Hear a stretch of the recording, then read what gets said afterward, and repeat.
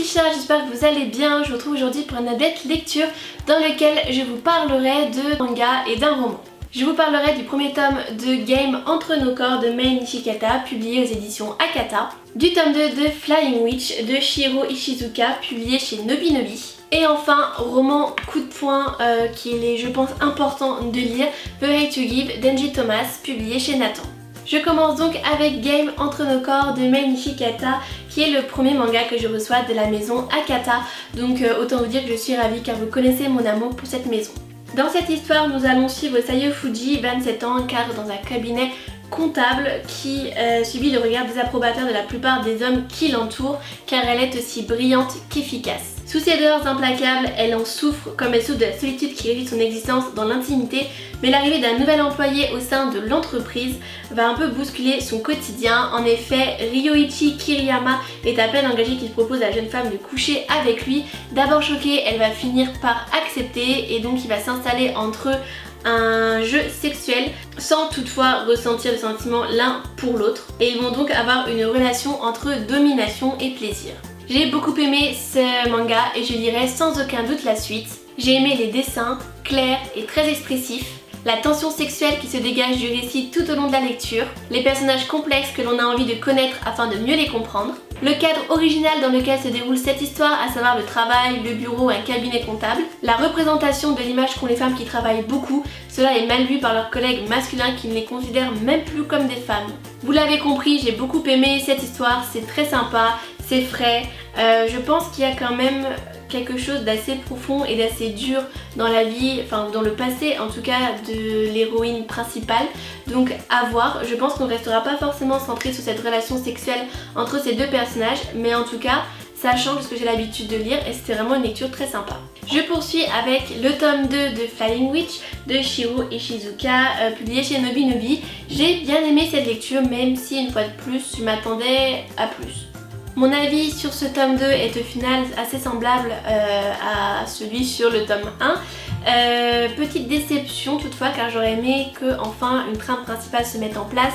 Or il n'en tenait rien et même si j'aime suivre la petite sorcière Makoto au quotidien, ses petites aventures, j'aurais aimé quelque chose de plus gros, plus d'action et vraiment une grosse aventure. En tout cas, j'ai aimé les dessins qui sont clairs, les personnages qui sont drôles et attachants et attendrissants, les petites histoires drôles et mignonnes, la couverture que je trouve vraiment toute jolie, pleine de douceur. Mais voilà, pour moi c'était sympa mais sans plus. Le tome 1 était sympa, celui-là est sympa. Les couvertures sont pleines de douceur, Makoto est vraiment très gentille, c'est drôle, les petites histoires en soi sont mignonnes.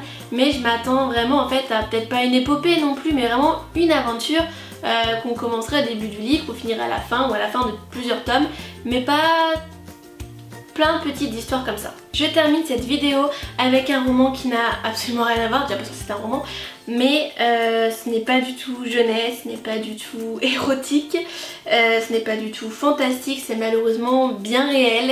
C'est un livre coup de poing qui a bousculé l'Amérique et qui, je pense, fait partie de ces livres qu'il est important de lire, a fortiori en ce moment. Il s'agit de The Hate You Give d'Enji Thomas qui m'avait été envoyé par les éditions Nathan. Dans cette histoire, nous allons rencontrer et suivre Star, 16 ans, qui est une adolescente noire et qui va dans un lycée blanc situé dans une banlieue chic, et du coup tous les jours elle fait le grand écart entre sa banlieue noire et son établissement chic blanc. Mais tout vole en éclats le soir où son ami d'enfance Khalil est tué sous ses yeux de 3 balles dans le dos par un policier blanc trop nerveux. Star est la seule témoin et tandis que dans son quartier tout s'embrase et que la police cherche à étouffer l'affaire, tandis que les gangs font pression sur elle pour qu'elle se taise, Star va apprendre à surmonter son deuil et sa colère et à redresser la tête. C'est donc un livre ultra sensible, ultra fort, ultra dur, ultra poignant, et je pense oui que même si il est quand même assez gros, c'est un beau bébé, je pense que c'est un livre à lire. Sur la jaquette de cette ENC que m'ont envoyé les éditions Nathan, il y a écrit un texte coup de poing, une auteure qui bouscule l'Amérique, et c'est ce que c'est. Et en parlant et en ayant écrit ma chronique plusieurs semaines après l'avoir terminée, je sens que ça me retourne encore l'estomac. On suit donc Star qui vit dans une banlieue difficile, entre les coups de feu, les gangs, la peur, les bavures policières. Elle a des amis noirs, des amis blancs, une famille noire et un petit ami blanc. Tous les jours, elle change donc d'univers et elle change elle aussi, car elle ne peut, ou en tout cas elle ne pense pas pouvoir se comporter pareil dans ces deux univers radicalement différents, radicalement opposés. Elle ne veut pas être vue comme la harpie noire de service dans son bahut et elle fait attention à ses habits, à son langage, à son comportement quand elle est à l'école. Elle navigue donc entre ces deux mondes, mais aussi entre deux stars, et switcher entre ces deux vies crée un sentiment de malaise, un sentiment de décalage, voire de honte, et parfois ces deux mondes s'entrechoquent. En voyant Chris et Maya passer le portail, je sens mon ventre se nouer. Je devrais m'habituer à voir mes deux univers se rencontrer, mais je ne sais toujours pas quelle star je suis censée être. Je peux parler un peu argot, mais pas trop quand même. Je peux avoir de la répartie, mais pas trop quand même, pour ne pas passer pour la harpie noire de service. Il faut que je fasse attention à ce que je dis et à la manière dont je le dis, mais je ne peux pas non plus parler comme une blanche.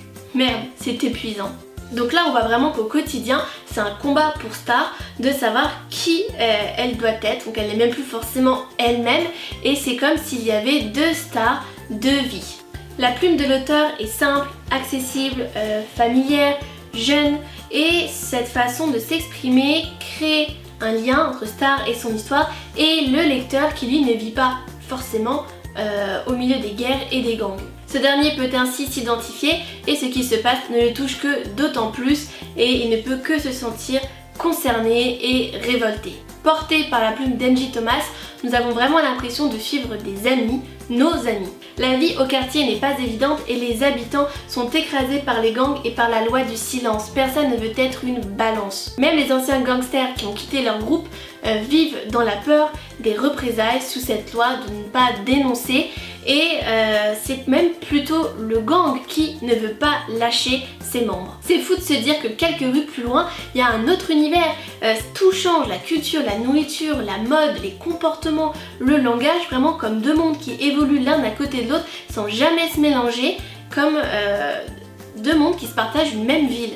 Forcément, au cœur de ce récit, il y a le racisme, ou plutôt la banalisation du racisme. Prenons l'exemple par exemple, là en l'occurrence on suit des adolescents, mais pour faire comme tout le monde, de rire de certaines choses sans même se rendre compte qu'à force, c'est de la surenchère, on ne fait plus attention, on rit pour faire comme tout le monde, on ne se rend même plus compte que ça peut blesser. Il n'y a rien de pire que de ne pas avoir conscience du mal que l'on a devant soi, que l'on fait nous-mêmes, ou que l'on cautionne en ne réagissant pas. Je ne peux pas croire qu'Hailey ait dit ça. Est-ce qu'elle a toujours fait ce genre de blague? Est-ce que j'ai toujours ri parce que j'avais l'impression que c'est ce qu'on attendait de moi? C'est ça le souci. On laisse les gens dire des trucs et ils en abusent au point qu'ils ne voient plus le problème et que ça devient normal pour nous. À quoi ça sert d'avoir une voix si c'est pour se taire quand il faudrait parler? Si on parle de racisme, on parle aussi de violence, de maltraitance. La violence est vraiment partout. Il n'y a pas que celle qu'on se fait entre nous. Il y a les médias, il y a l'opinion publique, il y a les forces de l'ordre. On baigne dans la violence et elle nous affecte et nous corrompt pour certains. Des raccourcis sont trop souvent faits. Si t'es noir, t'es un voyou, t'es imprévisible, t'es dangereux. Si t'as de la drogue sur toi et que t'es noir, t'es forcément un dealer. Ainsi, Khalil n'est plus Khalil, un jeune garçon avec des amis, une famille, des rêves, des espoirs, mais un voyou qui méritait d'être tué. À partir de ce moment-là, ce n'est plus une victime, c'est un voyou, il mérite ce qui lui est arrivé parce qu'il aurait de toute façon forcément fini par faire le mal autour de lui. Bah oui, attendez, il est noir et en plus il avait la drogue sur lui. Le policier prend alors la place de la victime qui elle s'était seulement défendue pour défendre sa propre vie. Tu crois que les flics ont vraiment envie que Khalil obtienne justice? Je lui demande. La vérité jette une ombre sur la cuisine. Les gens comme nous dans des situations comme ça deviennent des hashtags mais obtiennent rarement justice. Et pourtant, je crois qu'on attend tous ce jour. Le jour où ça finira bien. Peut-être que c'est pour bientôt. Je sais pas, dit papa. On va pas tarder à le savoir, j'imagine. Je trouve cela vraiment fou de devoir se battre pour obtenir justice, de devoir se battre à cause d'une simple couleur de peau. Les choses auraient été vraiment plus simples et bien plus vite réglées si Khalil n'avait pas été noir et si le policier n'avait pas été blanc. Ce récit est poignant, un réel coup de poing et je comprends sans peine qu'il ait pu bousculer l'Amérique. Avec plus de 300 000 exemplaires vendus aux États-Unis en 8 mois, The Hate You Give a été numéro 1 sur la liste du New York Times Young Adults pendant 32 semaines. Et ces droits ont également déjà été vendus dans 18 pays et il sortira d'ailleurs en France au cinéma, si je ne m'abuse, le 20 février 2019 et je vous invite à aller le voir si vous ne voulez ou ne pouvez pas lire ce livre. La peur des gangs, la violence omniprésente, les familles déchirées, les amalgames autour de la couleur de peau, ce livre est déchirant, poignant, dur, mais il est d'autant plus que tout ça, c'est pas inventé en fait, ça existe. C'est d'autant plus choquant et révoltant que c'est la réalité. Et un petit peu comme 13 Reasons Why de Jay Asher, qui est à ce jour le livre qui m'a le plus touchée parce que le sujet me concerne plus directement. C'est Right to Give, c'est un livre, une histoire, un témoignage qu'il faut vraiment découvrir. On sent vraiment que l'auteur sait de quoi elle parle et j'ai hâte de lire ce livre. Et il y aura également dans le rôle de star Amanda Stenberg qui a fait Hunger Games et Everything Everything et le film est produit par la Fox. Cette vidéo est maintenant terminée, j'espère qu'elle vous aura plu, que vous aurez écouté jusqu'au bout car vraiment je pense que cette chronique était importante. Voilà, enfin la chronique peut-être pas, mais en tout cas parler de ce livre était important. N'hésitez pas à me dire, à réagir en commentaire, c'est toujours très important pour moi.